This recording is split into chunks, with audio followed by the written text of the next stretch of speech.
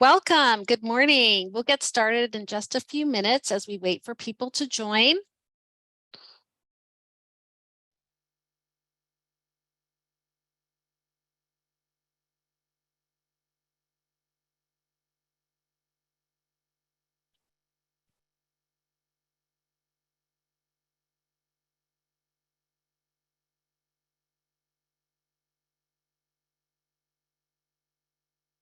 Good morning. We'll get started in maybe one more minute. Let a few more people enter. Thanks for joining us today.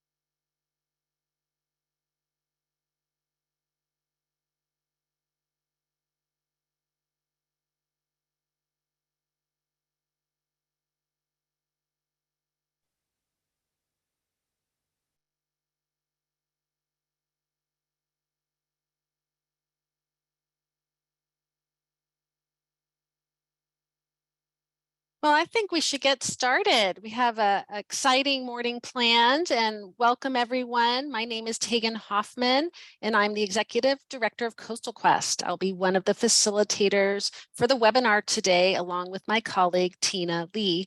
And I'd like to welcome you all this morning to the Achieving Coastal 30 by 30 webinar series. Before we begin, I have a couple of announcements to make. First, this conference is being recorded. Coastal Quest may use this video footage recorded during the conference for educational or promotional purposes, and the recording of the conference will be available for viewing following the conference on the Coastal Quest website. Second, this conference is being translated live in Spanish, and to access the live translation, click the closed caption and translation button at the bottom of your Zoom application and select Spanish. You can also choose closed captions as well. Third, after each panel presentation, we will have a Q&A session with the panelists. We've turned off the chat comments for the conference, but we encourage all attendees to ask questions using the Q&A button at the bottom of your Zoom application, and we will try to get to as many questions as we can. So let's get started today, as we have an amazing lineup of speakers focusing on U.S. approaches and priorities to multi-benefit coastal 30 by 30.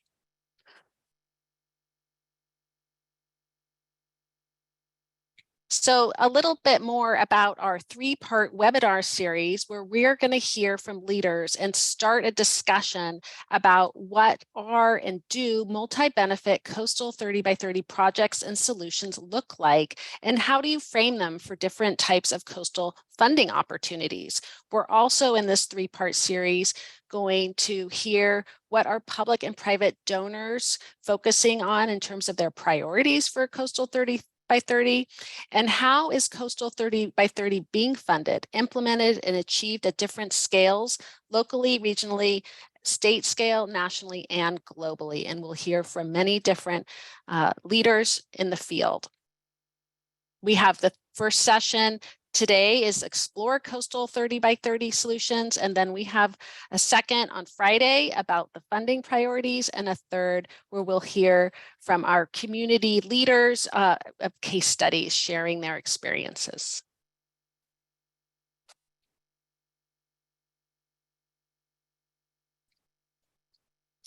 So thank you again for joining us for our first webinar in the series, Explore Coastal 30 by 30. And if you have not registered yet for Friday and Monday, please do so. I think Sadie is going to put in the chat the link to do that.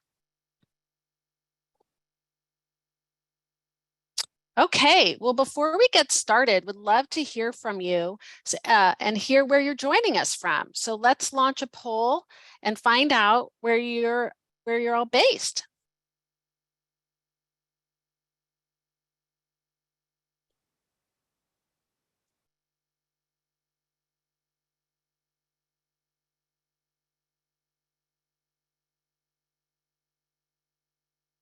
Looks like we almost have everyone's filled it out.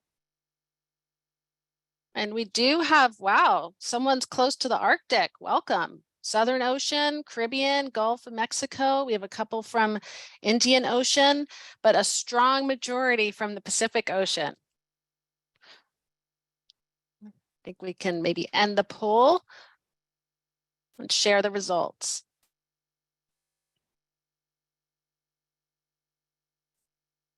Well, welcome everyone near and far.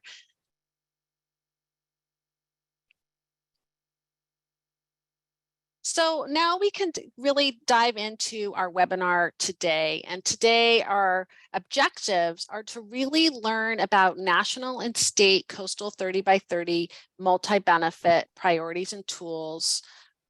We're also going to learn and understand what do coastal 30 by 30 projects accomplish and how are they achieving multiple benefits.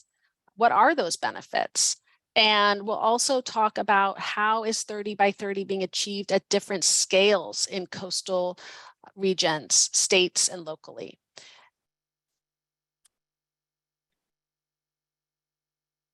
Our agenda today is first, I'm going to share a little bit about Coastal Quest and our Coastal 30 by 30 initiative.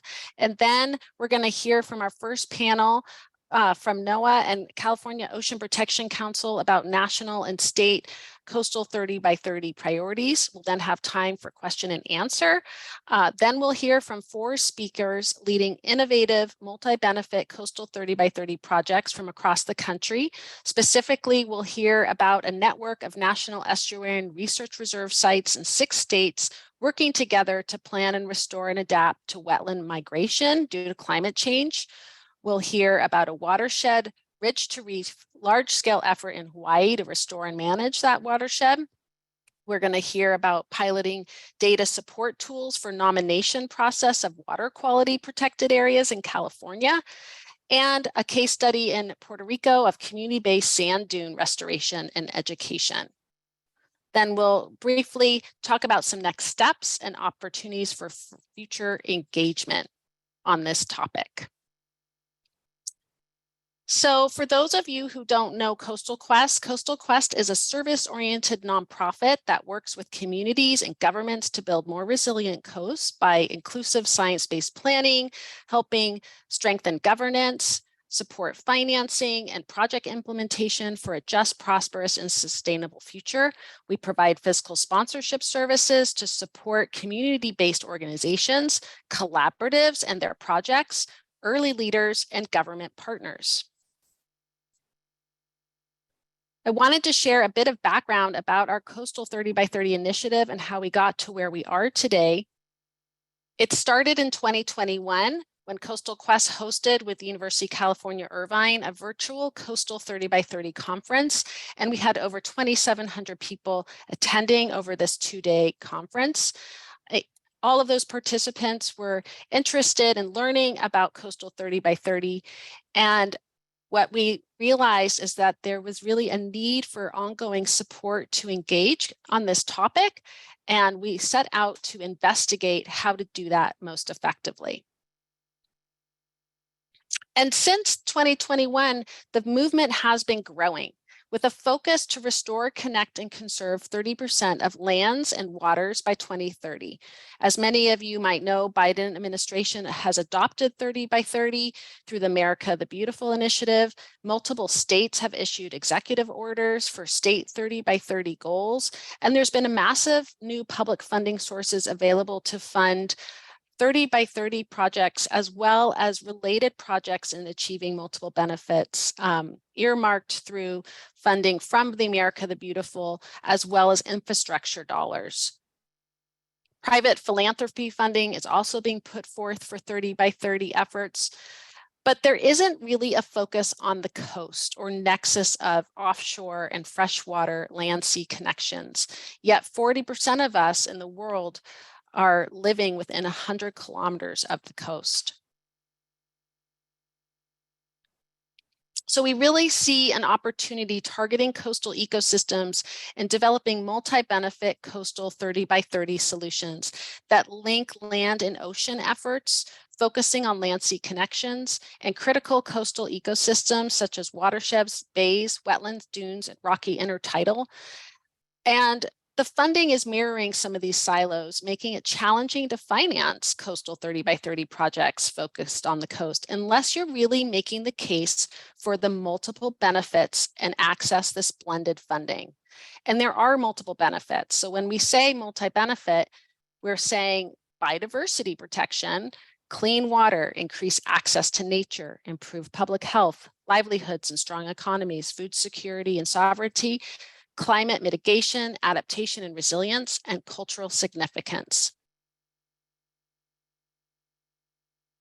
So as I mentioned, we had this incredibly well-attended conference in 2021.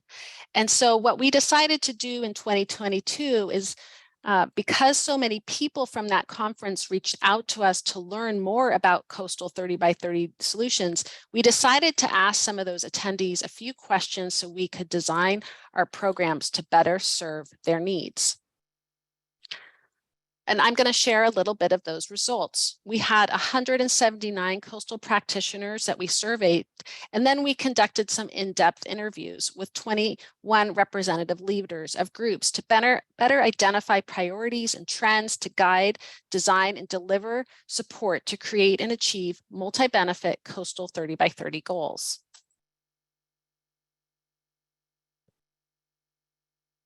The survey interview top responses included: first, securing and managing funding.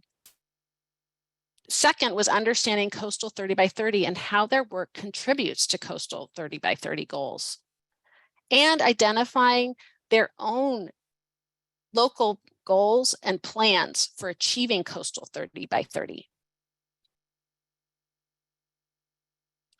Our results show that there was a clear need for funding, support, and technical kind of assistance to support that funding and fundraising, helping manage funds, offer fiscal sponsorship, and developing funding plans, as well as support with coordination, collaboration, and project planning. And lastly, developing a community of practice around 30 by 30 to share lessons and case studies and tools and trading expertise and networking with other practitioners. And so that was our key findings. And based on that, we've been piloting. This webinar is a part of that pilot and launching the initiative this year to address these three areas and provide these services. And so our initiative is really focusing on coastal regions and those multi-benefit 30 by 30 solutions, where we're going to be working in support of projects and partnerships benefiting people, nature, and climate, and supporting partners and ally organizations and projects benefiting priority communities.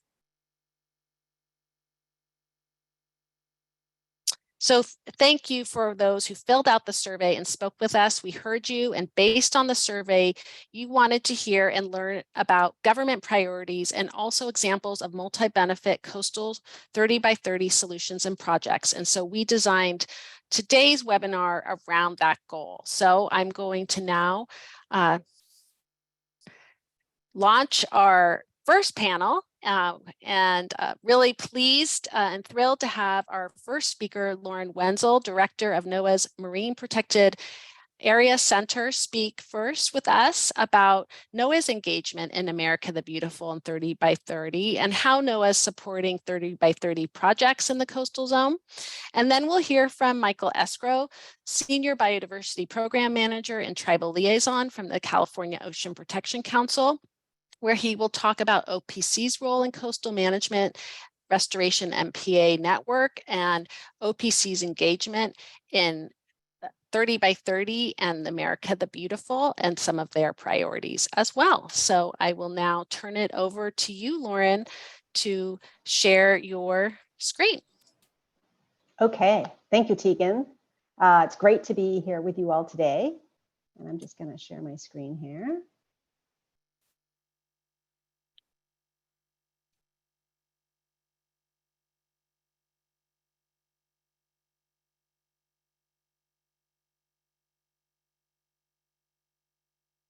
Oh, Lauren, you're on mute. Sorry, there.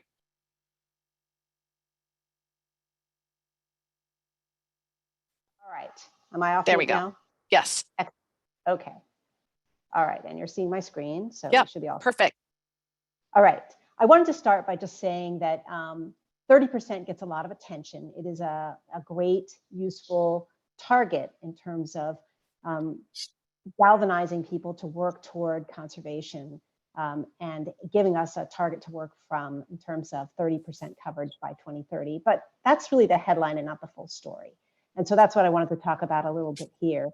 America the Beautiful is an interagency effort that came out of the first executive order that President Biden signed a week after he came into office on the climate emergency, recognizing the links between land and water conservation and climate resilience.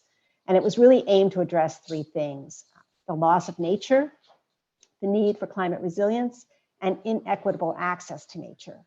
And so some of the questions that we're asking are, how can we improve our conservation outcomes? And while there's a lot of attention given to new areas, we also want to think about existing managed areas and how we can improve outcomes in those areas. How can we leverage our conservation investments, including coordination among different kinds of area-based management? And how can we engage more people in conservation? So there's a lot of different activities going on. You may have heard about the American Conservation and Stewardship Atlas. So this is the tool that is going to be launched to track how much of US lands and waters are currently conserved and restored and how our progress is going over time. We also have agency-specific conservation action plans that lay out for each agency their priorities and actions in the 6 focus areas, and then annual progress reports. And there's a public website, I can put it in the chat a little later, where you can find all the latest information from NOAA on these types of reports. So the Atlas aims to be a comprehensive and accessible picture of conservation and restoration work in America. And it's really intended to reflect conservation as a continuum, meaning that we're not only talking about areas that are highly protected or areas that are highly accessible, but we're really looking at the whole range of conservation goals and how different areas can contribute to those goals. And this is being designed and was really going to reflect a lot of public comments and tribal consultation that's been held over the past couple of years. NOAA has a lot of existing authorities that we're using to address America the Beautiful goals: the National Marine Sanctuaries Act, the Coastal Zone Management Act, Magnuson-Stevens, which governs fishery management in federal waters, the Marine Mammal Protection Act, Endangered Species Act, and also the Antiquities Act, which is used to establish marine monuments and monuments on land as well. So 2 of the areas where NOAA is pretty active are to address America the Beautiful are expanding the National Marine Sanctuary System and the National Estuarine Research Reserve System. The sanctuary system is managed by NOAA. These are often in cooperation with the state and in some cases with tribal or indigenous groups. And there's a system of 15 marine protected areas, very diverse ecosystems, diverse communities. Some are far offshore, others come right up to the coastline and address that land-water connection that Tegan was mentioning. And then the other system is the National Estuarine Research Reserves, which I understand you're going to be hearing more about later this morning. It's a system of reserves in America's estuaries that are designed for research, conservation, and stewardship and education. So just to give you a little bit more detail, there are current efforts underway to look at designation of new national marine sanctuaries on the West Coast, as Chumash Heritage National Marine Sanctuary, in the Great Lakes with Lake Ontario, which is focused on cultural resources or historic shipwrecks, Hudson Canyon off the East Coast, which focuses on deep water canyons that have a lot of unique natural and cultural values, and also Papahanaumokuakea, which is currently a national marine monument that is being considered for sanctuary designation. And so there's a lot of activities going on in these sites, including engaging stakeholders. In some cases, we've established pre-designation advisory councils to provide ongoing input into how these areas should be designated, and also looking at new governance structures with Indigenous peoples, which is something fairly new for NOAA, taking a look at how can we more proactively work with Indigenous peoples to fully engage them in the governance of these areas, not only through government to government consultation, but through other kinds of structures like foundations or advisory boards. And then look, in all cases, identifying options for boundaries and management actions. And then the National Estuarine Research Reserve System is looking at potential new sites in several areas, including Louisiana, Lake Michigan, and the US Virgin Islands. And these sites are managed in cooperation with states through the Coastal Zone Management Act. And these are designation processes that are led by the states working closely with NOAA. So another topic I would just wanted to touch on is that the US government, under the US Global Change Research Program, is conducting the first national nature assessment. So this will answer the question, like, what is the state of biodiversity in the United States? It's a question we can't answer very well right now, especially in marine and coastal waters. And so through this assessment, we will be able to talk about the status, trends, and projections of lands, waters, wildlife, biodiversity, and ecosystems. And we intend to have the first draft of the assessment done in 2026. And there is a public comment period open right now to ask the public for input on what they would like to see in this first nature assessment and how they would like to see it be able to be used. I mentioned access to nature being a major part of America the Beautiful. We know that communities of color and low-income communities have less access to clean water, clean air, and nature and all the benefits that it provides. And so the agencies have come together and signed a memorandum of understanding on nature-deprived communities. And some of the actions they're going to be taking are to define and identify nature-deprived communities and take specific actions to increase access to nature and its benefits, and to better collaborate across the federal family to deliver those benefits, including public health and safety and support for community leaders and building local support. So I think that's very much in line with the kinds of goals that Tegan was talking about earlier in terms of support for 30 by 30 and the multi-benefits that it can provide. I also wanted to mention that NOAA is standing up a marine and coastal area-based management advisory committee.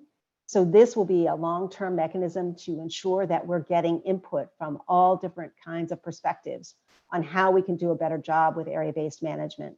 So that might include marine protected areas, coastal protected areas, fishery management areas, other types of area-based management that deliver conservation benefits, but could be better coordinated and connected. And so finally, I just wanted to mention that there are a lot of tools out there on the NOAA websites and elsewhere that local organizations can use to help inform your projects and help strengthen them. Several of these are focused around climate. We've recently launched an MPA climate change resilience and adaptation tool, and also a climate vulnerability assessment guide, how to take these steps to look at what are the climate threats to a particular area and how can it be addressed, perhaps through your project. The US Climate Resilience Toolkit. The International Union for the Conservation of Nature has published a lot of great guidance on protected areas, including on marine connectivity. So that's an area that we know we need to do a better job of connecting coastal and marine areas and looking at scientific guidance to do that. And then I also just wanted to mention NOAA Fisheries, which has published an equity and environmental justice strategy in draft that has a lot of great information about working with all different types of communities to ensure that they are getting the kinds of benefits from our programs here at NOAA. So I'm going to stop there, and I'm happy to answer any questions when we get to that point. Thanks. Great. Thank you so much, Lauren. Super interesting and useful information and links. Next, we will have Michael Esgro speak. So Michael, if you want to share your screen, great. And we'll turn your camera on and unmute yourself, please. Great. All right. Thanks so much, Tegan. And thanks, Lauren. I think really cool to hear about the federal effort before we launch here into the state effort. So yeah, my name is Mike Esgro. I am the Senior Biodiversity Program Manager and Tribal Liaison at the California Ocean Protection Council. And I'm really excited today to be talking to, looks like about 150 folks from all over the country, all over the world, based on that poll earlier about our effort to conserve 30% of California's coastal waters by 2030. So let's go ahead and get into it. For those of you who aren't familiar with the Ocean Protection Council, we are essentially the California governor's advisor on coastal and ocean policy. We're nested within the California Natural Resources Agency. And really our mission is to protect the coast and ocean for future generations. So we work a lot with our sister agencies that have regulatory authority, Fish and Game Commission, California Department of Fish and Wildlife. And all of our work is driven by a strategic plan that has 4 key goal areas that you can see over here: climate, equity, biodiversity, and the blue economy. 30 by 30 sort of touches on all of those goals, but really it's focused for us on mostly on goal 3, biodiversity. So I think most of you know, and Tegan kind of mentioned this in her introductory remarks, that in 2020, Governor Newsom issued an executive order on nature-based solutions that really had 3 main objectives. So first of all was to fight climate change, protect biodiversity, and then expand access to nature for all Californians. So part of that executive order included a commitment. California was the first state in the United States to commit to this target. And Lauren, I got to tease you a little bit because I think we predated the Biden executive order by just a bit there. Yeah, so we committed to this global 30 by 30 target, which has since been adopted actually back in December in Montreal at the UN Biodiversity Conference as a global movement. So really excited about that. But the question was, how do you actually implement that? How do you go about conserving 30% of lands and waters, especially in a state as big and as diverse as California? So the California Natural Resources Agency, OPC is nested within the Resources Agency, puts together this document, Pathways to 30 by 30, really as a result of over a year of very extensive public outreach, hearing from folks what's important to you in terms of biodiversity conservation, what places, what habitats, what species, what access and sustainable use is important to preserve. And the final document really, I think, is a very impressive bottom-up kind of grassroots strategy that's really focused on regional conservation, that's really focused on goals that are important to local communities. It's not a top-down document. It's not a top-down directive. It's about how do we all work together to get this done. But it does set some objective benchmarks. So really importantly, it defines conservation for the purposes of 30 by 30. And I want to spend a little bit of time on this definition because there's 2 really important elements. So first of all, I'm just going to read it out loud. I know it's on the slide. Land and coastal water areas that are durably protected and managed to sustain functional ecosystems, both intact and restored, and the diversity of life that they support. So durability is the first element of the definition, and manage to sustain biodiversity is the second element. So to count, quote unquote, for 30 by 30, an area, coastal waters or on land, has to meet both of those elements of the definition. So how much is already conserved? On land, the state made the determination that, and this is getting a little bit weedy, but basically there are these protected area codes, they're called GAP codes, and anything that had a GAP 1 or 2 code was consistent with that definition of conservation. And that translates into about 24% of California's lands.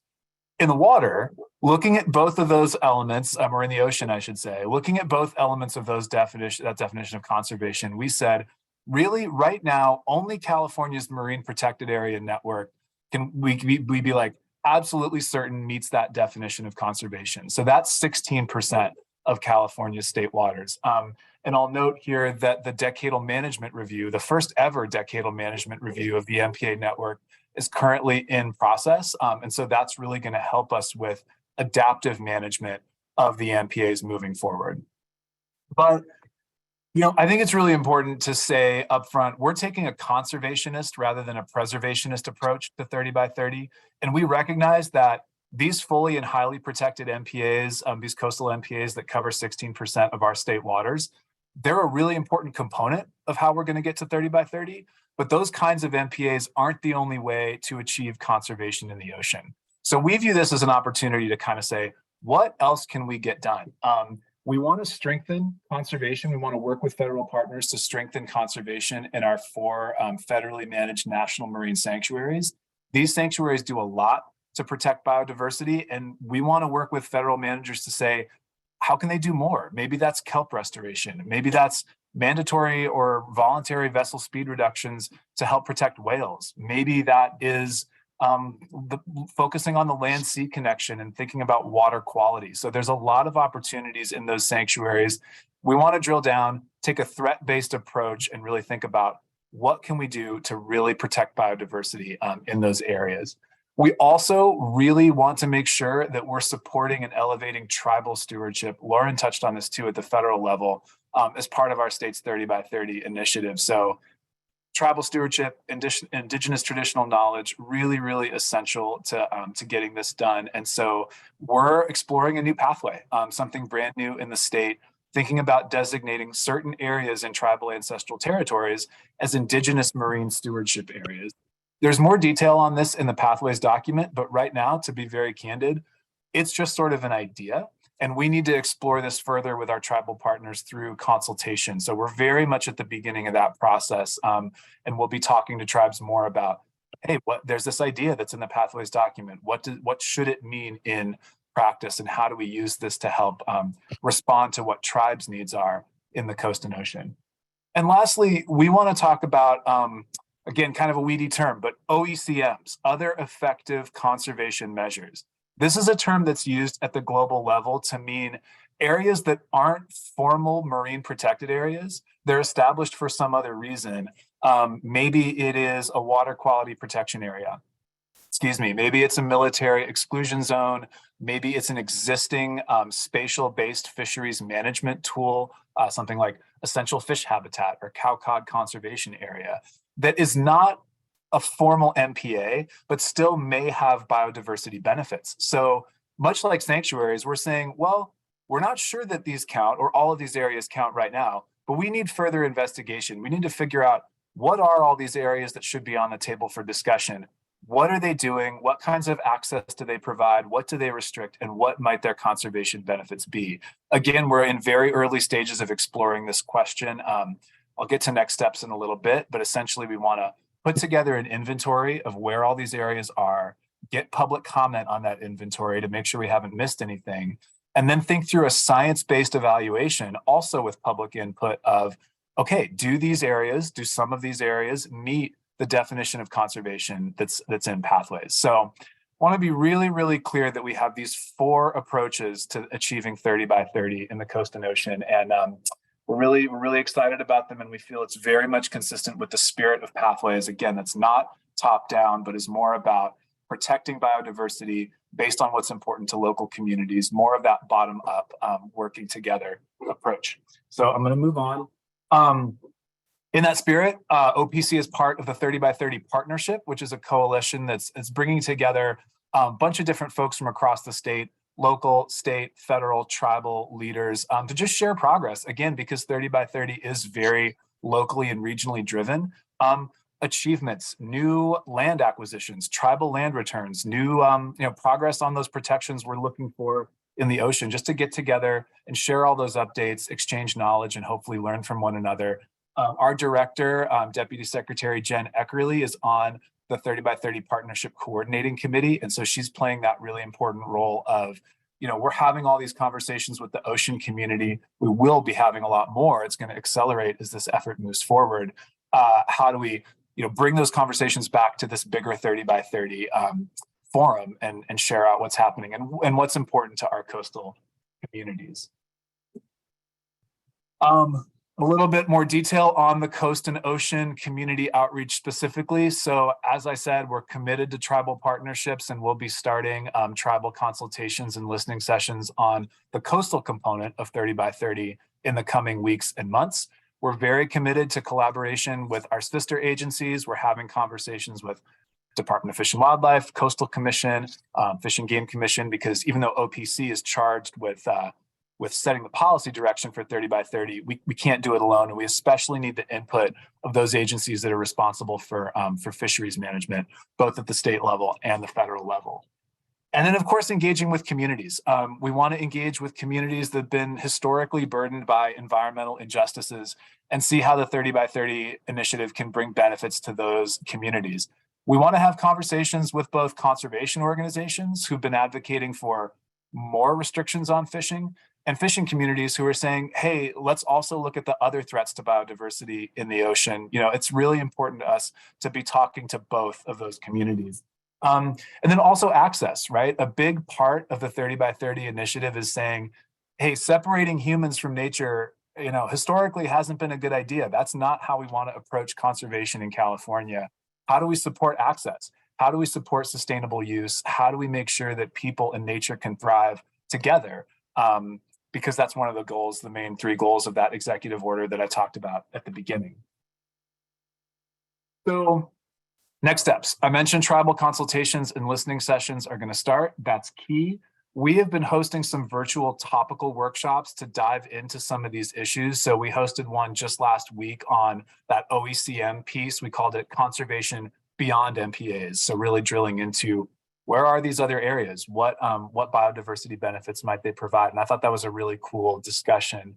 And then the next workshop is going to be next month at the end of April, focused on the National Marine Sanctuary piece. And we're going to have a guest speaker, Superintendent of the Greater Fairlands and Cordell Bank National Marine Sanctuary, Maria Brown. She's going to talk a little bit more about how that sanctuary is updating their management plan. And we'll talk about how we can, scooched ahead by one slide, how we can sort of work together that management plan, providing such a cool opportunity to strengthen some biodiversity protections, again, based on top threats in that sanctuary. We drafted up a whole list of priority science needs related to 30 by 30, and it's Pathways Appendix E, I believe. It's a big list and it's pretty comprehensive, so we need to kind of prioritize that list and think about what research gaps are there that we really need to fund and support, in the next couple of years. And then, of course, continued community outreach. I mean, I think that there's been, to be candid, I think there's been confusion among California's coastal communities about where are we in this 30 by 30 effort? Like, are things already starting to get designated? The decadal management review of MPAs is happening at the same time. I think that's kind of contributed to some of the confusion. So we want to be really clear that we're at the beginning of this process. And so as we go forward, we're going to be having these virtual workshops. Jen and I are going to go to some fishing shows, for example, and talk to some fishermen about issues that they've been bringing up. We want to get out into coastal communities and talk to those conservation organizations, talk to EJ organizations, and really, lay out those four approaches, continue to get feedback. So as we move forward, we're really doing this in good and earnest partnership with communities. So I will wrap there. I really appreciate the opportunity, and I also really appreciate Coastal Quest's emphasis on exploring how local projects can contribute to 30 by 30, because again, I think that's really consistent with how we're approaching this in California. My contact info is up there. I'll drop it in the chat. We also have a 30 by 30 email address that, all of your, if you don't want to email me directly, all 30 by 30 inquiries can go there as well. And we have a 30 by 30 website that we're starting to build out with answers to a lot of the most frequently asked questions and opportunities to get involved. Great. So I'll stop there. I'm looking forward to the discussion. Thanks everyone for listening. Great. Thank you so much, Michael. And thank you, Lauren, for your great presentations. We're now going to start the Q&A discussion part of the panel. So I think, Sadie, you're going to launch the Q&A piece. So if you have questions that you'd like to ask Lauren or Michael, please type them in the Q&A window on Zoom that's located at the bottom of your Zoom application, and we will answer some of those. And while we're waiting for some of the participants to ask some questions. I have a question that I'm going to ask Lauren and Michael, and Lauren and Michael, I do invite you to look at the open Q&A, and if there's a question that you would like to answer, please do so. But my first question for both of you is, there's a lot of funding and emphasis on coastal adaptation and resilience. At the same time as this opportunity around coastal 30 by 30. And so I just wanted to hear from both of you kind of what are the tools and opportunities that could kind of, really be promoting both of those goals that people should be considering as they move forward in promoting coastal 30 by 30. Do you have any ideas or thoughts on that to share with the group? Lauren, do you want to start? Sure, I can start. Yeah, I think it's incredibly important to look at these multiple benefits that protected areas and conserved areas can provide. And certainly, I think that one of the big gorillas in the room, right, is climate change. And so we need to be thinking about how can we design and manage these areas for long-term sustainability and adaptability. And I think, there are a lot of tools out there to do it. NOAA is a science agency and has a lot of great climate data. And so we definitely want to assist local organizations in including that information and also tools to kind of walk through that process of identifying what are some of the most likely threats to the areas that you're trying to conserve or the resources you're trying to conserve, and what sorts of adaptation options are there. I think generally, globally, we're at the beginning of that adaptation process. It's happened a little bit more quickly on land, but we are starting to get some really good experience in the ocean and in the coastal zone about actions we can take. And I think this idea of establishing communities of practice, as Coastal Quest is doing and as the state of California is doing, and efforts that the federal agencies are doing, is really important to kind of pool our knowledge and learn from each other. Great, thanks. Michael, would you like to add to that?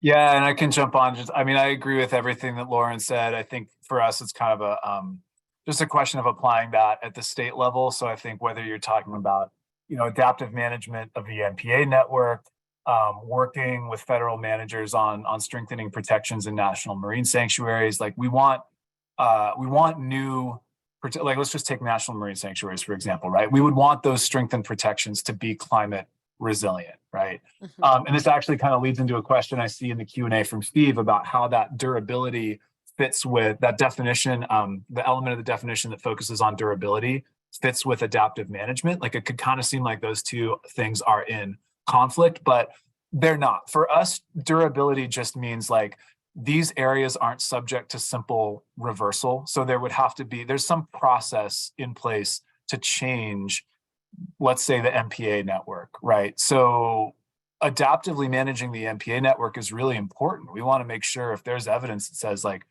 this NPA isn't functioning as it should, we might need to change a boundary or a regulation, like that there's a pathway for those kind of tweaks to the NPA network, but that they're not like, no one's going to be able to just simply like wipe them off the map, without a public process, if that makes sense. Great, thank you. So another question I have before we go over to the Q&A is how is NOAA and OPC sharing information? I mean, Michael, you said you're launching a website. There's a couple other websites. Maybe you guys can just put some of that information in the chats. But even, learning about a webinar in the future, are there some listservs or other ways that things are being announced? And particularly, there's, both organizations are leading funding, and there is this commitment for Justice 40 goals, and just wanting to hear from both of you, like how are priority communities and how is NOAA and OPC kind of thinking about ensuring that there's a meeting of some of those goals around the funding distribution?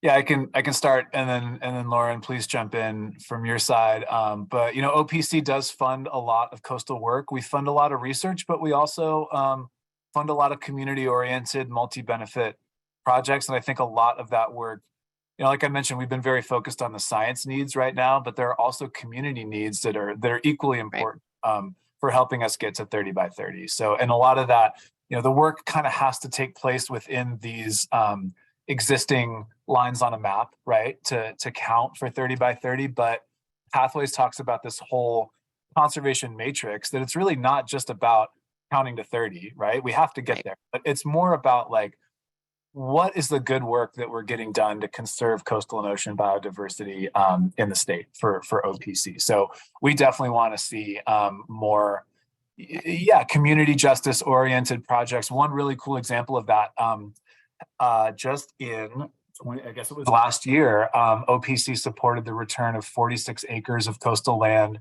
to the Wiyot tribe.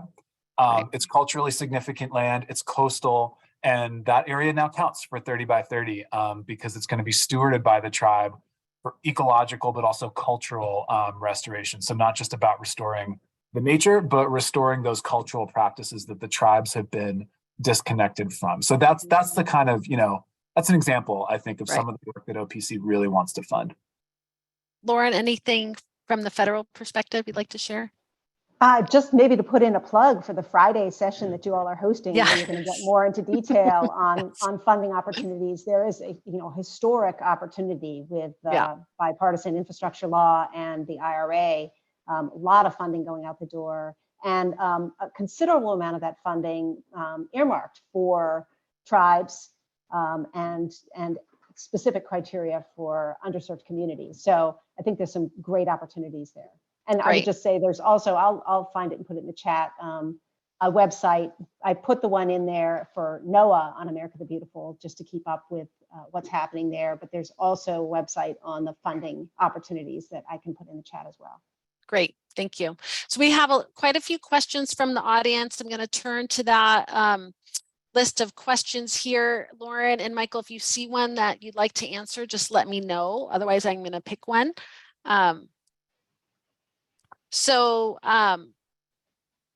We have a question, Michael, from David, asks you to speak a little bit more about the indigenous marine stewardship areas and how this is going to work. Yeah, I mean, again, I'll be really candid and say that this is an idea that came from conversations we've been having with tribal partners about, hey, these, MPAs, sanctuaries, some of these existing spatial management measures for fisheries, water quality protected areas, like that's all great. But what about areas that tribes have been stewarding since time immemorial? And at the Resources Agency, since we were putting this document together in consultation with tribes, we felt like, hey, that's really, really important to include. So there needs to be a pathway for conserving coastal waters where that tribal stewardship can be recognized.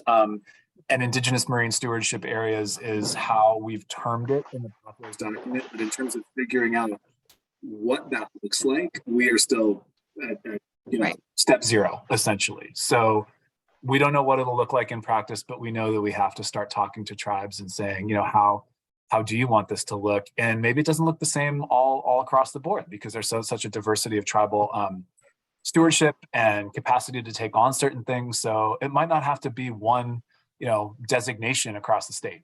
We'll just have to see how it unfolds. Lauren, we have a question from Michelle about the status of the atlas and what opportunities there will be to provide information and how to learn about that.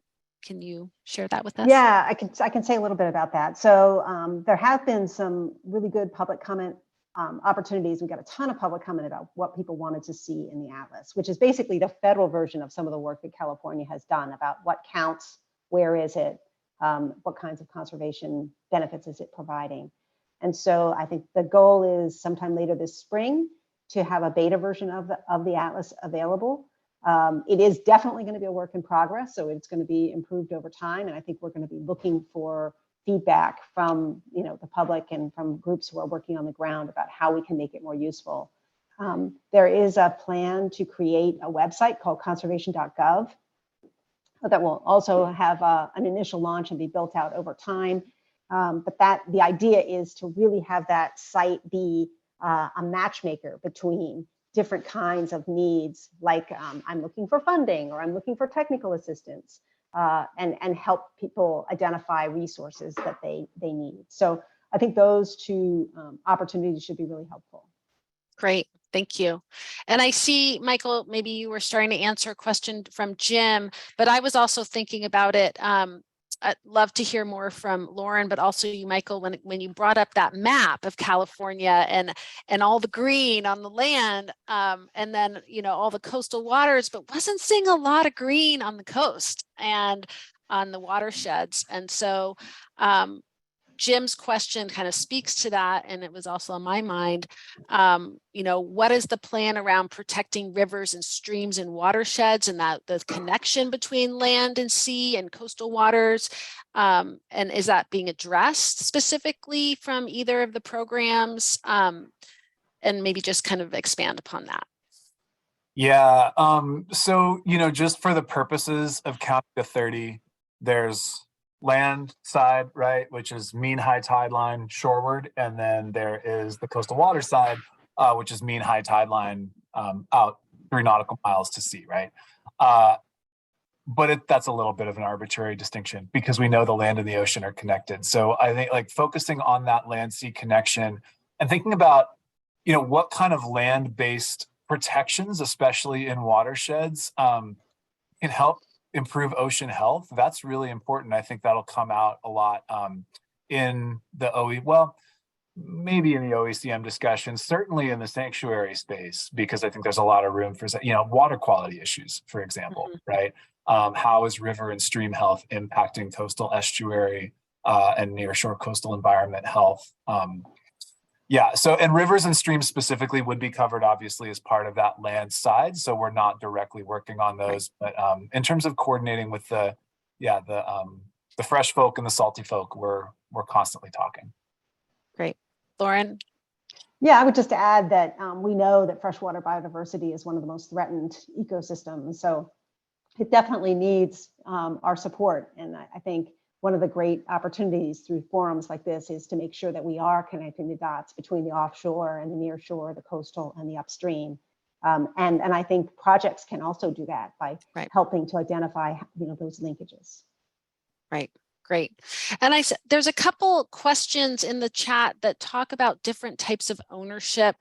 Kevin asked a question about different types of ownership, private lands, and someone else above was talking about IUCN's, you know, support of projects that are privately owned in Africa, and gave an example. And I was just curious to hear about how, you know, what are the thoughts of leveraging some of these different types of ownership structures to count for 30 by 30 and support those efforts? You know, I'll start and then Michael, please add, but I did draft a quick response to that question, just saying, in general, you know, US waters are public, and so they're not privately held. There are, of course, people who get leases for aquaculture or do certain activities. And so it's really important, I think, to work with those folks in terms of how can we pursue conservation outcomes. And another area that I think plays into this is the rights of Indigenous peoples in terms of their uses and harvest areas. And so, and the opportunity that California has identified and is also part of the global strategy to recognize Indigenous protected areas. And I think that's incredibly important and exciting to start pursuing, you know, how can we work with Indigenous partners to support their efforts on stewardship. So I think we need to look broadly at issues of governance and use and rights as we look at these strategies. Yeah, I mean, for us, you know, private ownership is not much of an issue because the oceans are obviously a public trust resource. So, you know, there's a pathway, and the pathways document focused on voluntary conservation easements. Like that's very much a land side of the equation. But Kevin brings up a good point that estuaries are kind of a special case. So I think a lot of the, you know, hopefully, I saw also there was a question about the National Estuarine Research Reserves and whether those count as part of the 16% that we've said is already kind of our floor for conserved. Not yet. So that 16% is only right now, I want to be clear, right now, our state's marine protected area network. But Right. any the NARS, the National Estuarine Research Reserves, are going to be part of that OECM discussion. And I think Okay. there are other, like Kevin brought up, other estuary management tools that can be part of that discussion as well. Yeah, and again, like that's a key place where that land-sea connection comes together, right? So if there are, ways to work with private landowners to help conservation on land that impacts estuary health, like OPC wants to be in that conversation for sure. Interesting. Great. Thank you for that. So I have a question about, California's on a border. We have border in Mexico and North Canada with a lot of transboundary issues that are on coastlines, whitewater to blue water. What are some of the ways you're coordinating on some of these transboundary kind of issues that affect the coast? For 30 by 30, any? Well, we haven't really gotten into that yet, and I think it's a really interesting question. So thanks for raising it. I think that's something that I'd love to, kind of take back to my leadership and say, hey, let's think about this. I mean, we know there's issues at the southern border, water quality. Yep, exactly. We know our neighbors to the north in Canada are interested in an MPA network. There was just that big announcement at Impact 5. Pretty strong Indigenous engagement there as well. So how do we, animals don't recognize boundaries, right? And so I think that transboundary coordination is super, super important. It's just not something we've really been thinking about yet. Great. Well, we do have a funder on Friday, a shameless plug here, who started a binational coastal resilience fund. So we can, with California and Mexico. So that can help think through some of those questions. Lauren? Yeah, I was just going to say, we have been doing quite a lot of international work on MPAs, and I think there's great opportunity, both in terms of direct ecological connections for species and habitats that are connected across North America. There's the Commission for Environmental Cooperation that's been working a lot on climate resilience for protected areas, but also just learning networks. We know that Canada has been just doing a lot of great work with their Indigenous communities. Granted, their governance is a little different, but there's a tremendous amount we can learn from them, and similarly with other countries. So I think it's a great opportunity to look at these existing partnerships and networks. Right. Great. So maybe we can have another webinar session where we can bring in some other models from other places. That would be fun. Is there a question either of you see that you'd like to answer? Otherwise, I'm going to tap another maybe final question. Yeah, I got one that I think Lauren and I can tag team here. So 2 questions. Okay. First of all, from Katie, if durability and biodiversity protection, so those 2 elements of the state's definition, determine that a land qualifies under 30 by 30, how do you quantify or determine that like, how do you make that determination, right? Does it count or not? And then Ron has asked, does our state definition of conserved match the national definition of conserved? Are we aligned? And I have thoughts, but I want to bring Lauren into that conversation, obviously. So first of all, for OPC, well, I'll just say for CNRA, on land, there are those protected area codes that match really, really well with the definition of conservation. So on land, it's I don't want to say it's easy, but it's more straightforward to say, hey, there's a land acquisition. This local conservancy purchased some land. It's going to be stewarded, protected in X, Y, and Z ways. Its code, its protected area code is GAP 1 or 2. Boom, it counts, right? So it's easier to have that objective benchmark, that metric of how we're interpreting the definition. It gets a little squishier in coastal waters because there isn't that same equivalent of a GAP code for protected areas in coastal waters. So that's why OPC has had to be a little bit more flexible in saying, okay, how do we interpret this definition? For NPAs, we definitely see durability. We also have early, they're established in statute to be managed for protecting biodiversity, and we're already seeing monitoring results are complicated, but there are positive results for biodiversity that NPAs are protecting or helping to protect ocean health in that way. So that's why the state felt comfortable saying, okay, these areas, yes, conserved. But now we need to kind of be a little bit more case by case. What do these individual sanctuaries protect and how can we strengthen them? what are these individual OECMs doing? Some may count, some may not. So I know that's not a very satisfying answer, but it's got to be a little bit more flexible. And I actually think that flexibility gives us the opportunity to take more of a threat-based approach and say, okay, well, here's what we're seeing as the biggest threats to biodiversity in this sanctuary. Maybe it's kelp loss, right? So we really want to focus on restoration. Maybe it's water quality. Gives us a little bit more flexibility in interpretation. And then, Lauren, I want to hear what you have to say about kind of the national definition, because I do feel like we're aligned generally, but I also know that California is being a little bit stricter. I think that the national effort will count national marine sanctuaries even without strengthened protections of some kind. So yeah, thoughts on that? Yeah, well, I will say that I think in terms of the language, it's very much aligned. It's around durability and conservation outcomes. And then the question becomes, how do we define those terms? Like, what does durable mean and what does conservation outcome mean? And so we're starting to dig into this, and we don't have anything that's out there. We haven't kind of come out with our first cut. That's going to come out in the Conservation Atlas later this spring. But I will say that, we do maintain an MPA inventory. The MPA Center actually maintains that, of areas that meet the IUCN definition of what is a protected area. And according to that, for protected, which is typically considered to be more narrow than conserved, we are counting 26% of US waters as in a marine protected area. And in the MPA inventory, we are counting all the national marine sanctuaries. So you're right about that. I think, it might be that through this interagency process, they might take another look at that. That hasn't been determined yet, but that's where we are right now, is kind of, we have the MPA inventory as one step, and then we need to figure out how does that translate into this conserved definition. Yeah, and I want to be really clear too on sanctuaries that the state has not said sanctuaries don't count.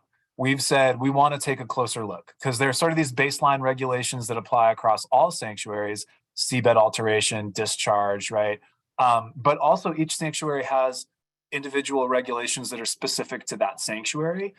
They also have voluntary programs. They have, I keep coming back to restoration because I'm on the Farallones Advisory Council, and we talk a lot about kelp restoration, right? So each sanctuary is pretty unique in how they're conserving biodiversity. So we've not said they don't count. We've said we're not counting them yet. We want to take a closer look. And what a cool opportunity to join forces and get some good work done in these big places that can help us get points on the board for 30 by 30.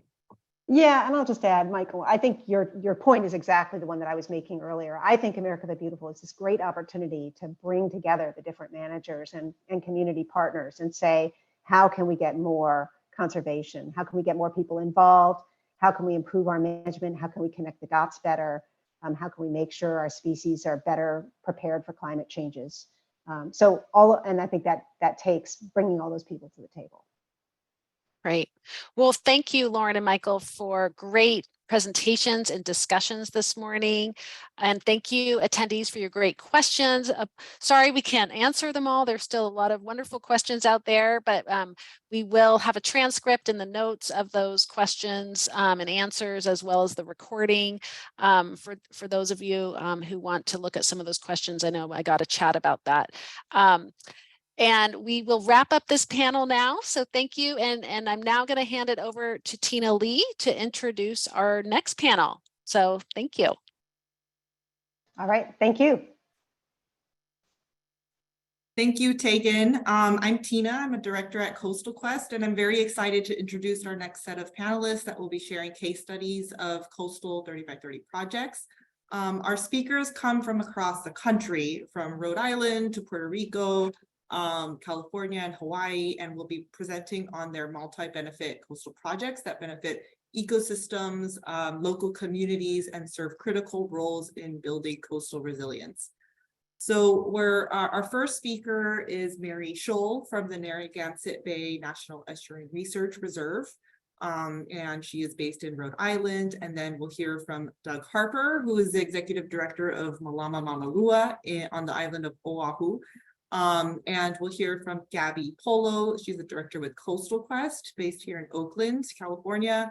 And our last speaker is Dr. Robert Mayer, who is the director of Vida Marina at the University of Puerto Rico. After all 4 presentations, we'll have a Q&A and discussion with the panelists. So we'll open up the Zoom Q&A box again for you to ask your questions, which means that if a question comes up while they're presenting, write it down, don't forget it. We could share it with the speakers during our Q&A period. So without further delay, Mary, can I ask you to turn your camera back on? I will hand it over to you and let you share your screen as well. Great.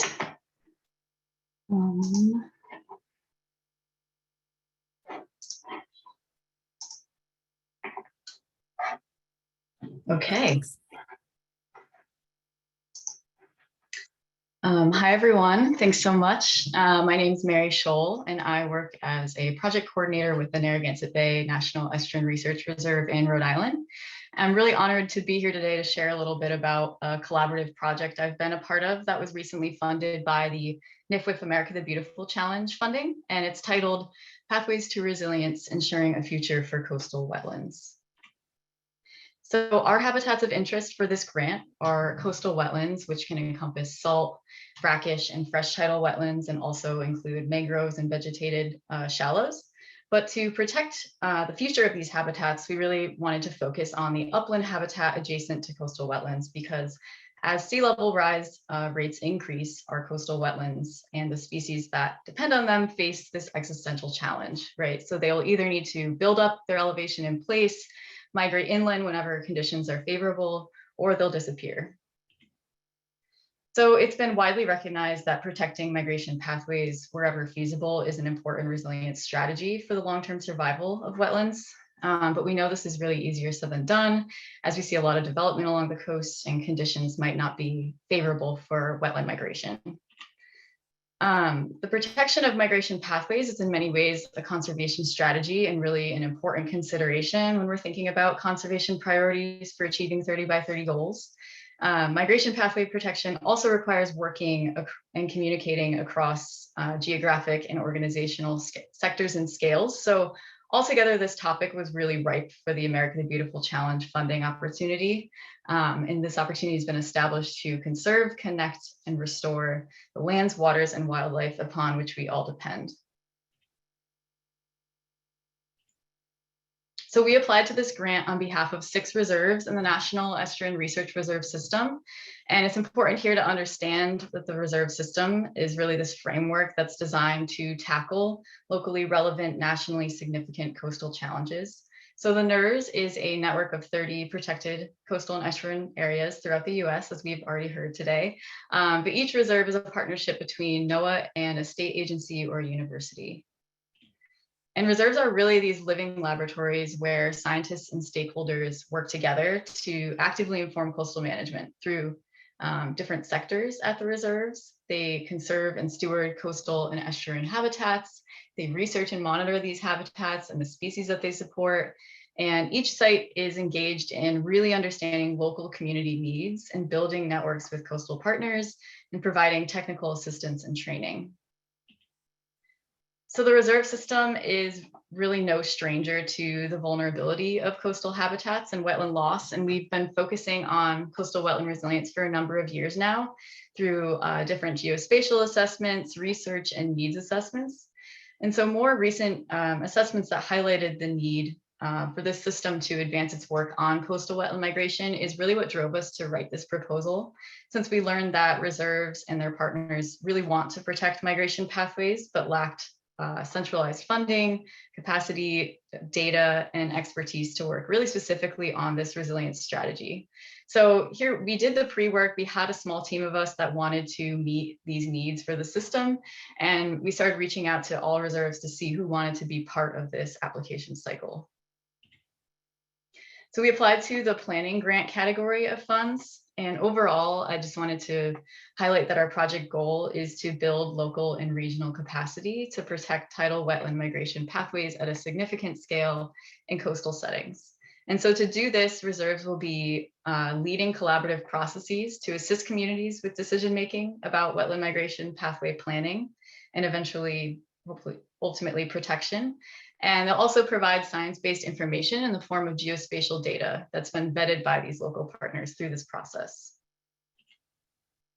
So our project scope is really best described through this framework that outlines a continuum of stages and activities that advance the protection of migration pathways and ultimately lead to on-the-ground restoration or acquisition projects.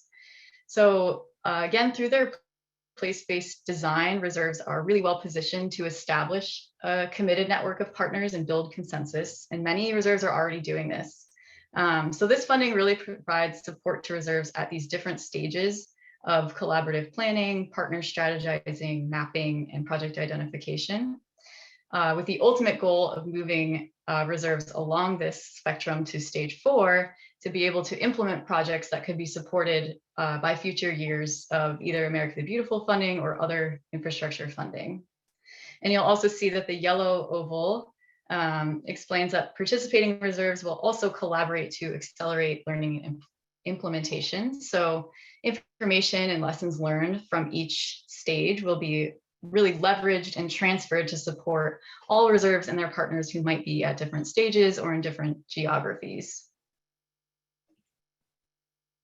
So these are the 6 reserves that are funded through this grant, and all are completing different stages, like I said, of activities, and we'll be working at different geographic scales that are well beyond the reserve boundaries. And you can really get a sense of this in the map on the right, which was part of our submission process. The Narragansett Bay Reserve, where I'm located in Rhode Island, was the lead applicant on this proposal. And I also just wanted to add that a portion of funds will be used to fund NOAA's Office for Coastal Management with providing some geospatial mapping and modeling support to a few of the reserves that indicated this interest.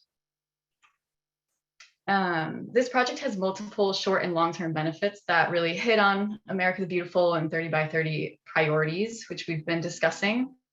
And I think these really led to this proposal's success. So multiple benefits here would be engaging local communities, strengthening ecosystem and community resilience by providing flood protection benefits and buffering human communities from storm surge damage. In the long term, this work will ultimately expand habitat connectivity between estuaries and their upland habitats, benefit at-risk fish, wildlife, and plant species, provide a range of ecosystem services, that wetlands and future wetlands provide, such as nursery habitat, flood storage, nutrient processing, and they'll also expand public and community access to nature, where these conserved featured landscapes can provide opportunities for passive recreation. And just to scale down to an example of what we'll be doing in Rhode Island as a result of this funding, I just wanted to share, for our state, we have updated SLAM maps, and we also have a salt marsh migration coastal parcel planning tool. And so through the duration of this grant, we'll be working with local land trusts and planners across the state to really be able to use and implement this tool to identify priority acquisition or protection opportunities that we could go after in future years. And so that's what we'll be using our funding for in the state of Rhode Island. The funds haven't landed yet, but we're deeply excited to get started on this. And I know our network of partners is also very excited. So I'll stop there. Thanks so much. And I'd be happy to answer any questions about the process or about our future work. Thanks.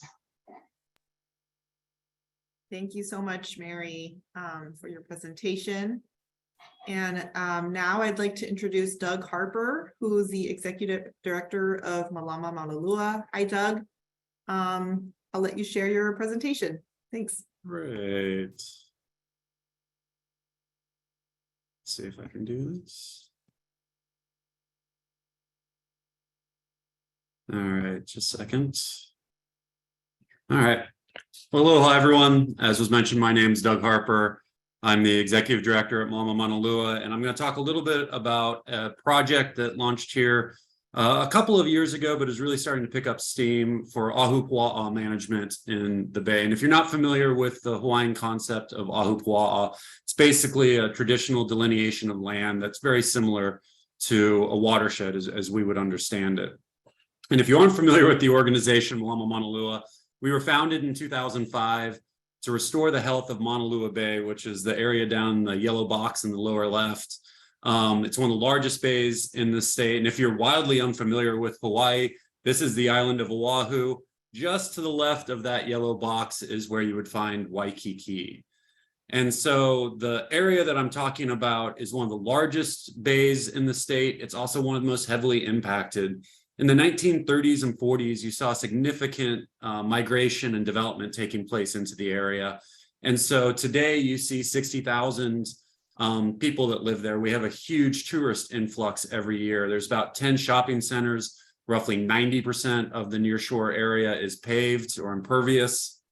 The forests that are left in the area, some of them have upwards of 80% invasive species.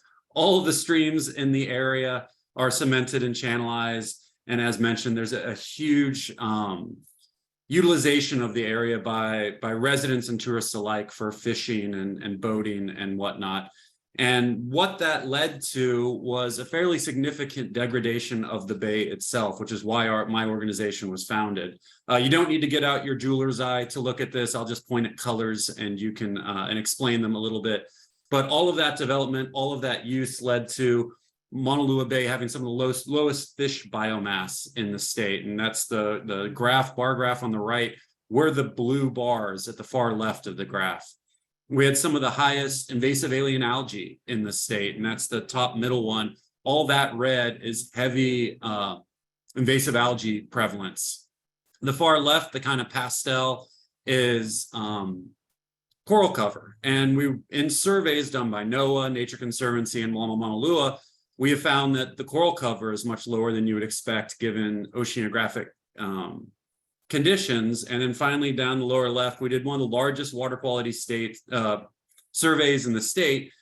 Over 200 of the 200 samples roughly we took, 99% of them had glyphosate. We found ibuprofen in 21% of the samples, turbidity, sediments, E. coli. It was basically a stew of problems, so to speak, for Maunalua Bay. And historically, what the organization has done is we kind of pick off projects little by little as we go through. And so we have a large Huki program that does invasive alien algae removal. We've removed 4 million pounds of it since we started in 2010. But what was happening was we were going after these projects in kind of a piecemeal way, as there were $10,000 to $50,000 grants, and we weren't necessarily taking everything as a whole and trying to do big strides in restoring the health of the bay through partnerships with our other organizations. And so a couple of years ago, we started working a lot more closely with some of the organizations that are working in the terrestrial side. And we sought funding through the National Fish and Wildlife Foundation Resilience Grant. And what this was we went in with the forest restoration folks. We went in for ways with engineers to see if we can redesign the stream. We went in for green infrastructure installation. And then I have coral planting in there because that was a project that we were doing already, that we tied this into the organization or into the overall HUI or working group. And we went for the NIFWIF grant and were able to secure it. And so an organization like Malama Maunalua that was getting $10,000 to $50,000 grants every year, we just recently got a $1.5 million grant from NIFWIF to do this. And what it meant was each of these organizations that were somewhat siloed and working in just forestry or just green infrastructure were now able to stop competing with each other and really kind of focus all our efforts around this idea of ahu pua'a management, which is ridge to reef or watershed management. And the benefits that have come from this that hit on a lot of the 30 by 30 is ungulate removal. So there's a major issue with pigs and goats in the area. And so we're fencing off the areas to help with the native plant reforestation. There's a massive amount of community engagement that's taking place. So the green infrastructure effort that I mentioned is actually working with homeowners, working with commercial properties, working with the largest hotel in the area to see what they can do to help capture some of the runoff coming from their land. We're doing stream restoration. So we're working with engineers to see how we can redesign the streams that either are paved and are there ways that we can do offshoots to try and capture some of the pollution coming down, but also the only unpaved stream, what can we do there to create more native habitat for freshwater species? And then overall, really creating a stronger partnership and reducing the runoff and reducing some of the impacts both on the bay, but then what's taking place terrestrially. And the benefits aside from the habitat ecological is that as a WHOI or working group, we can now go for much larger grants. So since we've secured the NIFWIF, we've now gone for a number of grants that are up in the $6, $7, $8 million range, which for a lot of organizations isn't huge, but when you're talking about a single bay on Oahu, that does allow us to go for bigger benefits, bigger projects. And really why that is, in part, is we can go for stuff that is now resilience based. So when you talk about coral, you can talk about the benefits they provide for wave dampening and resilience of the community that lives on land.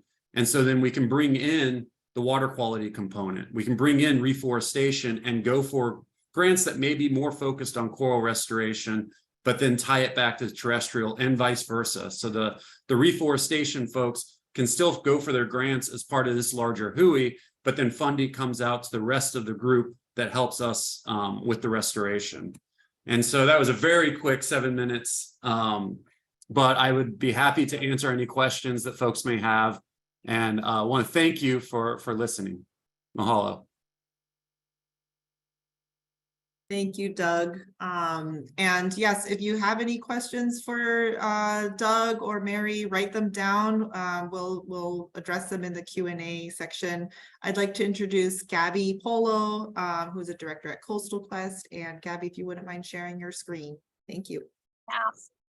Thank you, Tina. And hello, everyone. I'm Gabby Polo. I'm a director at Coastal Quest, as Tina just mentioned, and I lead our water quality work in partnership with California's water boards for the organization. And I'm really excited to join this discussion on multi-benefit coastal 30 by 30 solutions and bring you an example of some of the work that Coastal Quest is supporting and piloting in California's Central Coast and how this can contribute to 30 by 30 goals.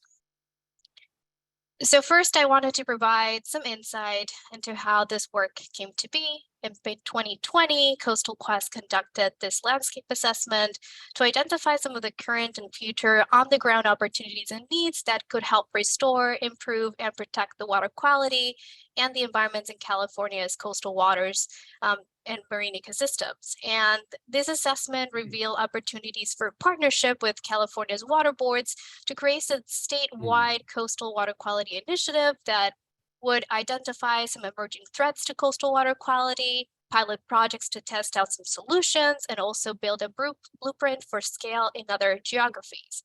And for context, the water boards in California is a collective name for California State Water Resource Control Board and the 9 regional water quality control boards, which have the mandate in California to enhance and restore the quality of the state's water resources and to allocate surface water rights for the benefit of future and present generations.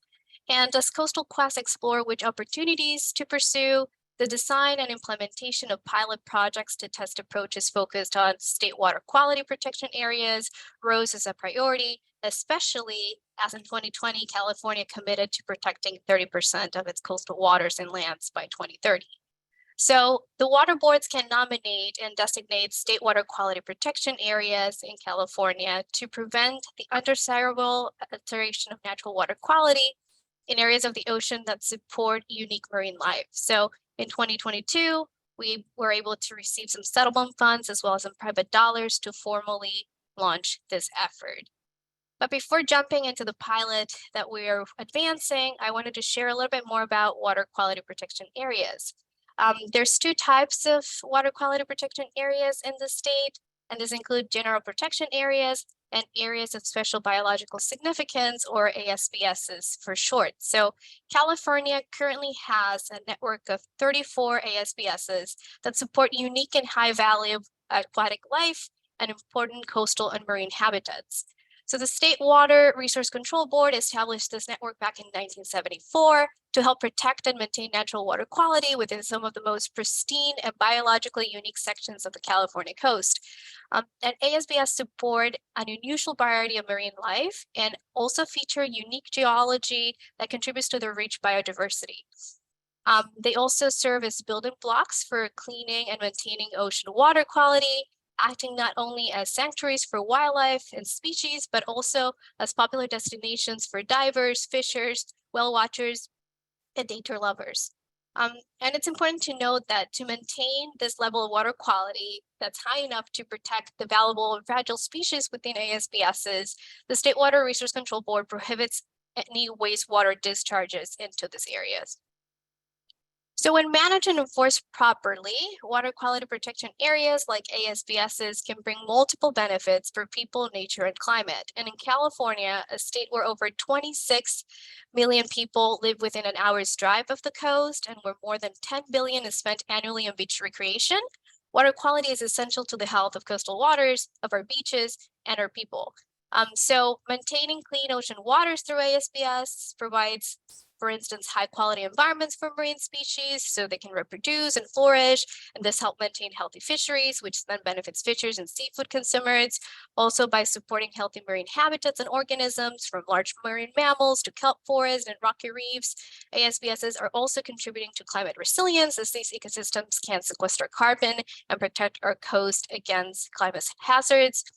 ASBSs are also important for research on marine life, as well as on the impacts of water quality. And in fact, marine scientists have discovered multiple species in California's ASBS network throughout the years, many unique to these areas. And furthermore, healthy ocean waters are critical for human health. So we're swimming, we're recreating along our coast, we eat the seafood, fish, and farm in these waters. So pollution can directly threaten our well-being.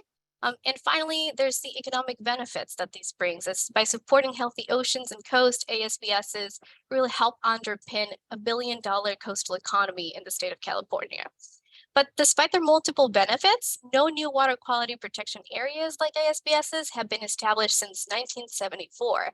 And the enforcement and management of these areas also continues to be an area for growth. So as California is kicking off its 30 by 30 movement, we can leverage an opportunity to not only strengthen the enforcement and management of existing ASBSs, but also to expand the state's network of ASBSs and other water quality protection areas as a multi-benefit solution. And as you heard from Mike, 16% of California's coastal waters are already conserved through its vast MPA network.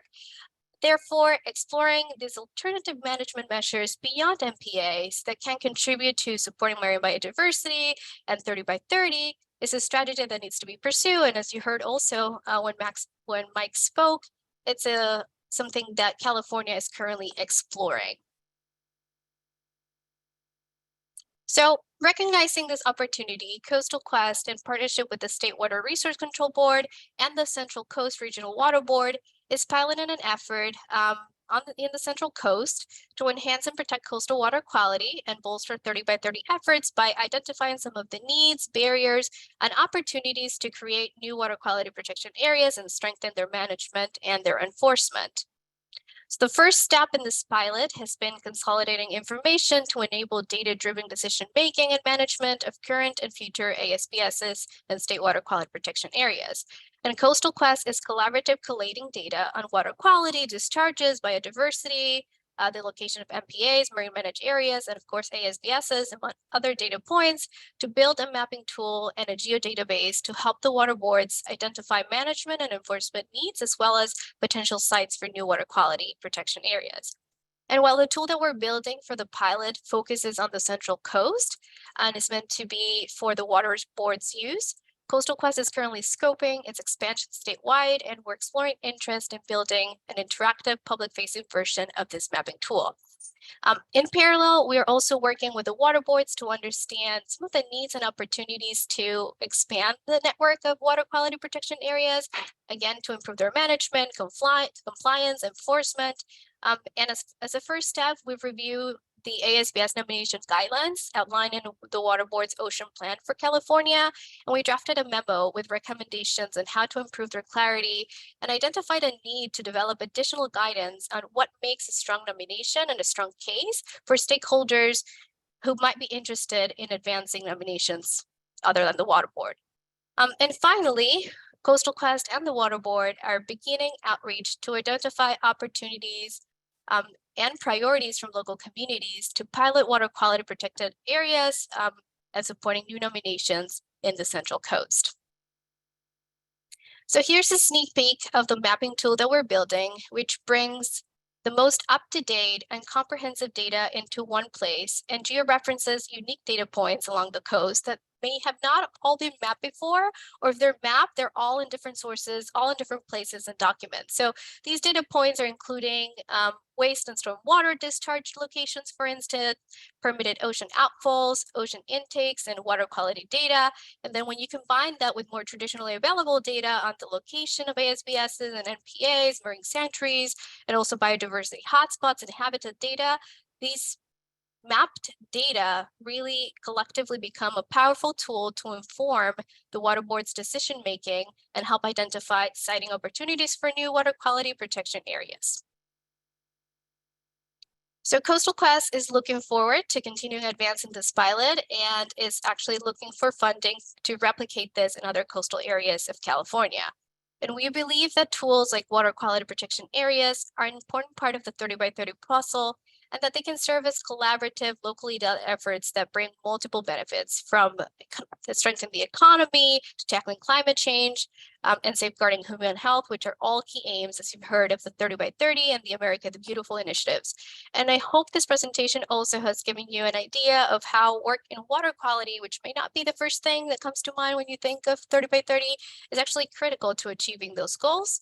And finally, I hope that's provided some insight into how you can frame your work's contribution to 30 by 30. Thank you, and I'd be happy to answer questions in the Q&A. Thank you so much, Gabby. And I'd like to introduce Robert Mayer with the University of Puerto Rico. Robert, if you wouldn't mind turning on your camera and sharing your presentation.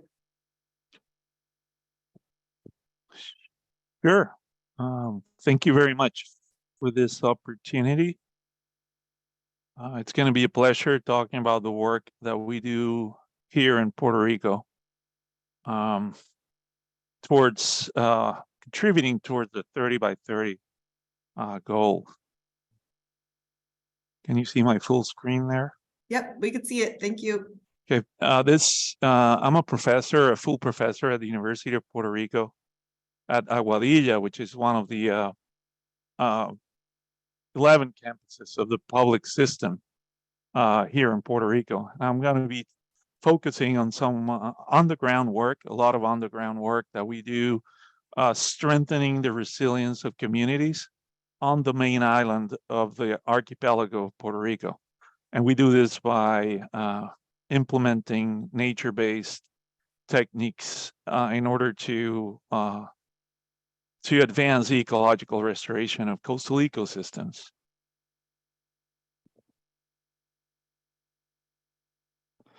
We're one of the lesser, the smallest of the Greater Antilles in the Caribbean, just to give you an idea where we are located. And Puerto Rico is a very densely populated archipelago, and especially the main island, where our work focuses on.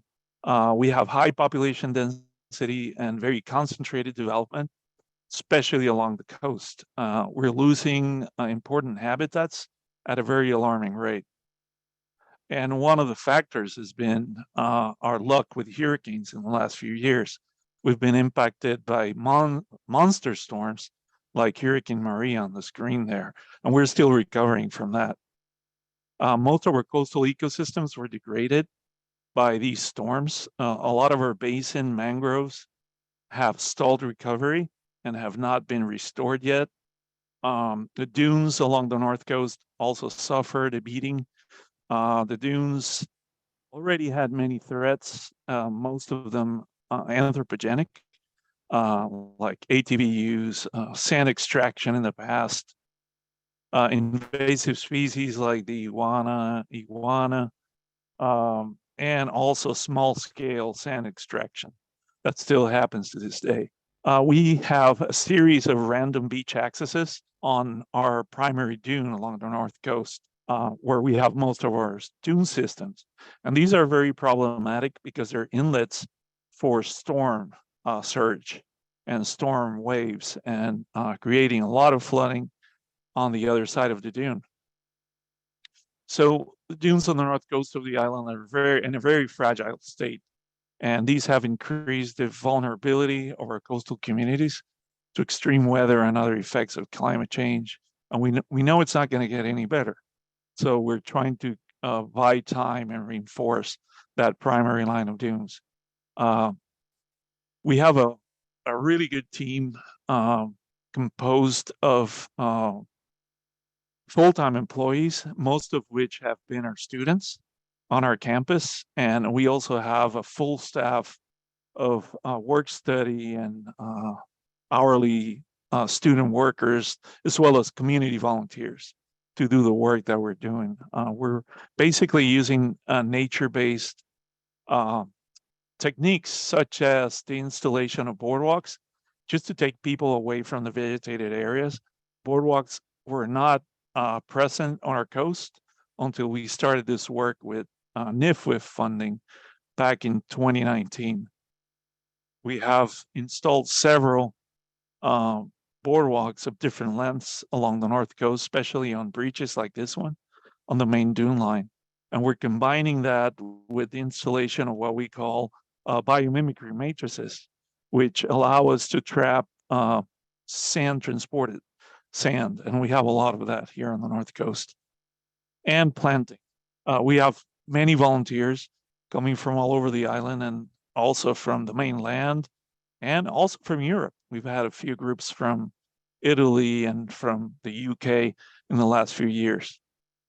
So we're combining these techniques and trying to help nature restore itself, and trying to teach people how to move around these areas, because we learned the hard way that dunes and mangroves are very important for our resilience, especially on the coast. And we're almost 43 of our municipalities, and we have 78 are coastal. So we depend a lot on this. So these are some before and after pictures of one of those biomimicry matrices that captured a lot of sand during our last storm event, which was Hurricane Fiona on September 28 of last year. So you can see the amount of sand that's collected by these structures without the use of heavy machinery or more invasive techniques. We involved a lot of the students. We have students from schools coming and planting after the sand starts accumulating. We're working in very underrepresented areas of the island. This is Loiza. We're working right in front of a house that would get flooded with mild storms. So we're working with the communities. The community really appreciates our work, especially after having lived through very strong storms.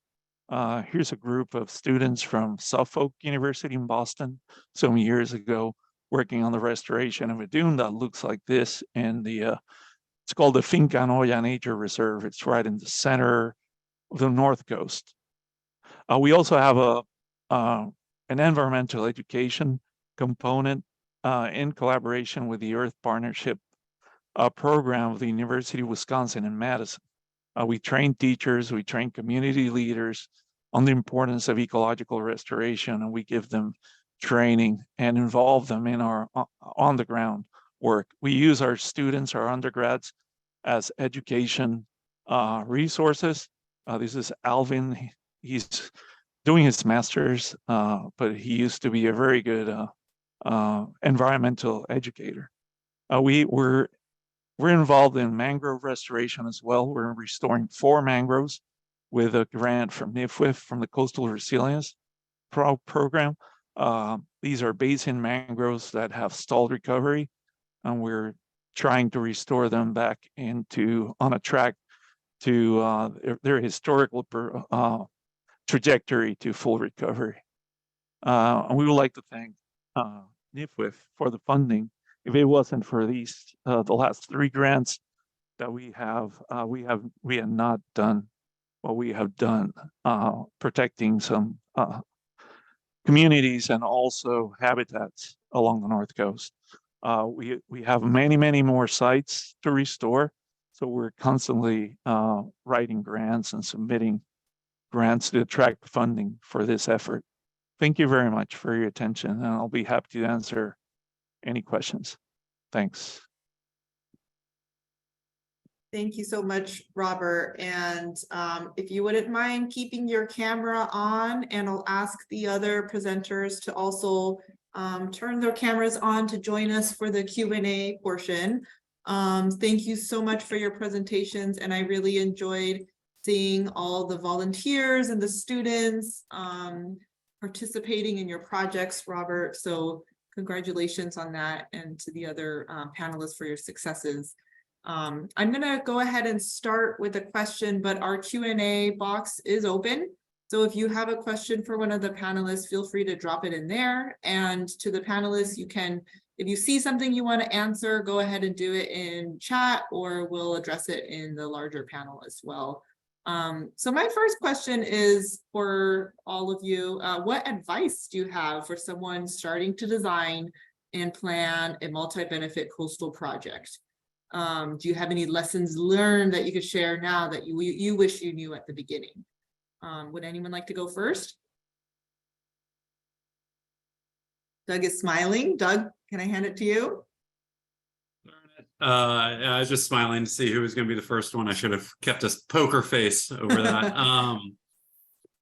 Yeah, I think for us, what really made a big benefit right at the start was geographically defining where we wanted to work, because it helped us in identifying the key organizations that were working in the area that we could then reach out to and partner with.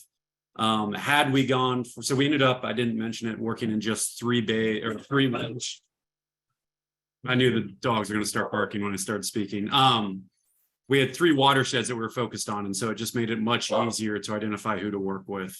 And it helps to, when you have a grant like NIFWIF that can help bring people to the table to talk together, because then you can kind of see what that goal might be at the end.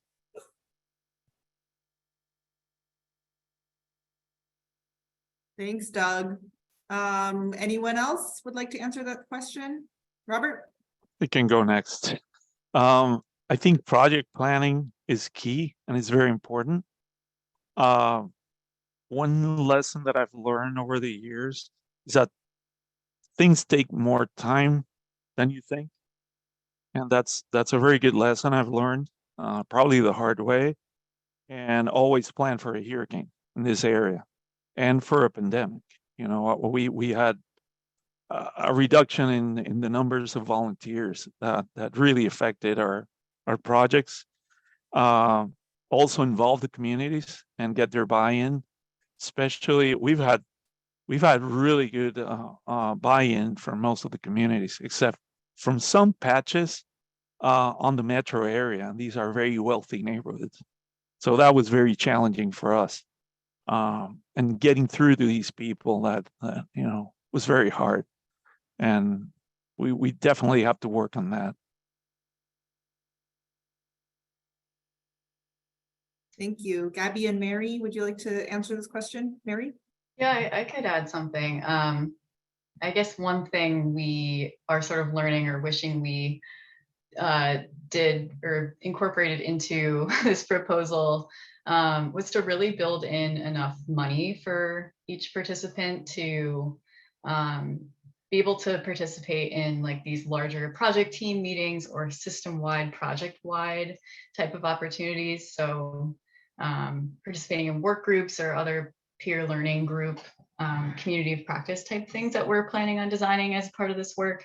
These are sort of extra things that require additional time outside of just doing the work that each reserve is funded to do. So, and like, you know, that's what's already been said, all these things take a lot more time than you're anticipating when you're writing a proposal. So just being mindful of the sort of extra things you're going to sign on to do. I can add something too, Tina. Yeah, Well, please. I would like to echo what everyone else has shared. They've touched on some very important points. And I think I also wanted to highlight the importance of rooting whatever project you're building in a needs assessment and trying to really understand what needs and gaps you're responding to. And also, I think I would like to echo Robert's point on engaging communities, engaging diverse stakeholders, which I think Doug also touched on. That's going to be really critical in creating projects with buy-in that really cater to those needs that you've identified and those priorities. Thanks, Gabby. And so many of you mentioned that you were able to obtain NIFWIF funding or other kind of public funds that either came through the Inflation Reduction Act or IIJA.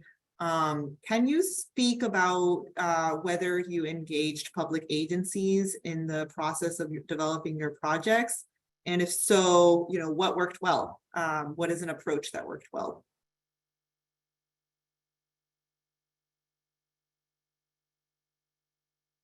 And if you'd like to go first, yeah, go ahead, Robert. Thanks. Yeah, I'm dying to talk.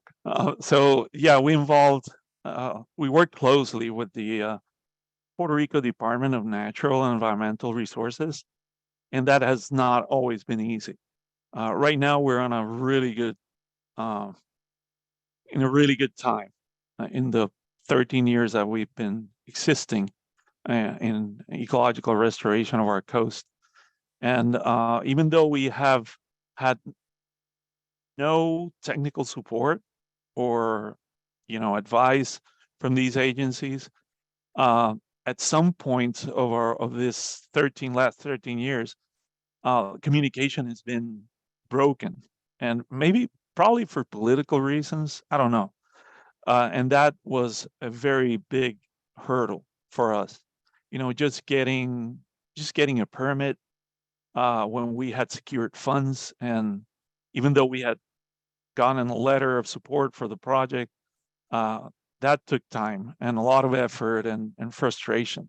Like I said, now we have a really good secretary and her staff is great. So I hope this lasts for a longer time, because things here politically are not always continuous. We get a lot of turnover, of different, political parties and politics. As you probably all know, when you involve politics with restoration, it sometimes doesn't work.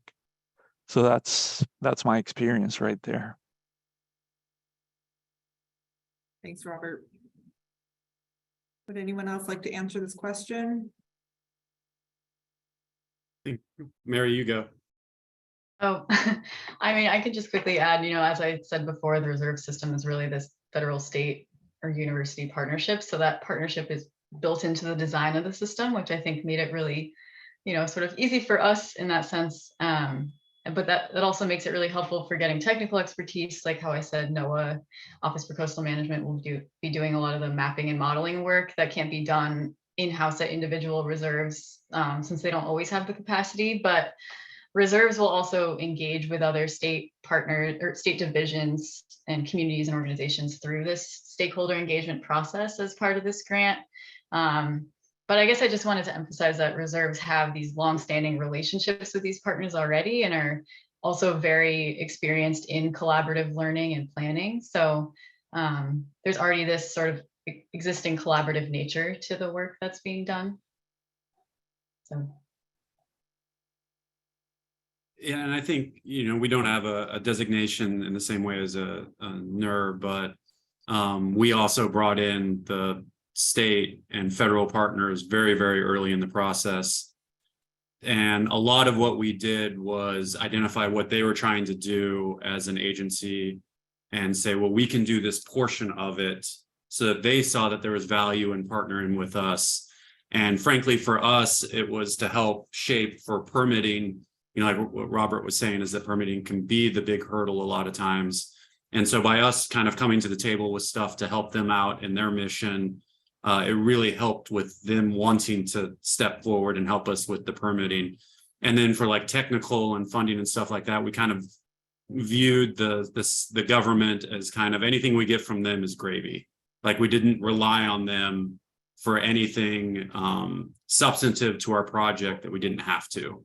But if they were willing to come forward at some point, we just saw that as a bonus, because we were afraid that if we relied too much on them on some of these projects, we were just going to hit a bottleneck because they're all got too much to do and too many spaces to do it. So it was really just we could help them with that workload. Thanks, Doug. And for Mary and Robert, there are some questions in the Q&A box that are directed to you. I see, Robert, you're answering one of them. And Mary, there's a question about sediment depositions. And I also want to invite everyone, if you have a question for either one or all of the panelists, feel free to drop it in the Q&A box. I do have one question about community leadership. So can you speak a little bit about how the community around your project site shaped the project itself, and what messaging, what ideas did they adhere to? So was it the multi-benefit aspect that really interested them? How did you get the community on board?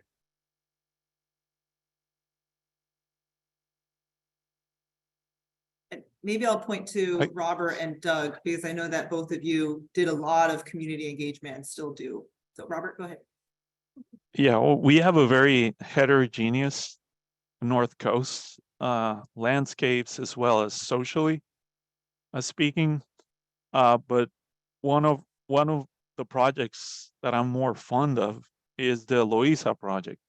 And this is a very pristine area of coast right next to the international airport in San Juan.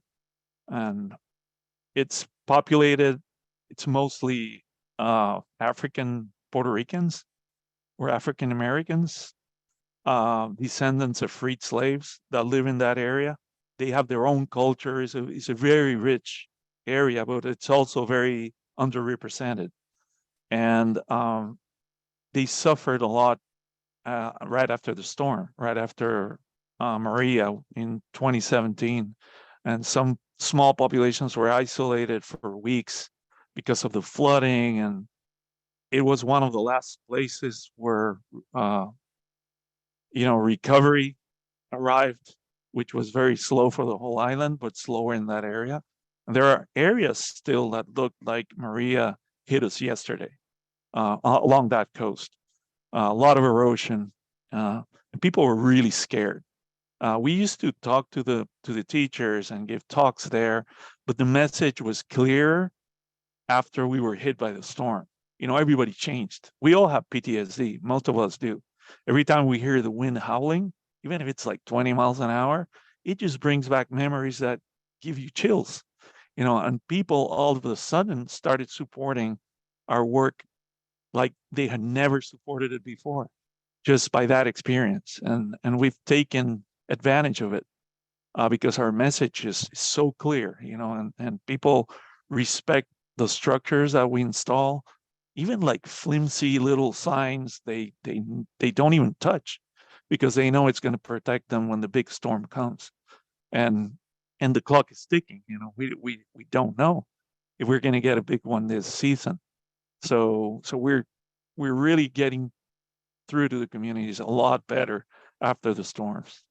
And that's very interesting from a social perspective or psychological perspective, I think. Robert. Yeah, and I think to what Robert's hitting on is something that we have as well. Nowhere close to a significant storm, but really it was finding those groups and community members that we knew had specific interests. And so we had a big flood here in 2018. And so for a large swath of the community, the good thing with doing environmental restoration is it kind of has so many different benefits. You can tie it back to almost anything people are interested in. And so like when we're doing forest restoration, we're able to talk to them about how this will impact flooding in the future.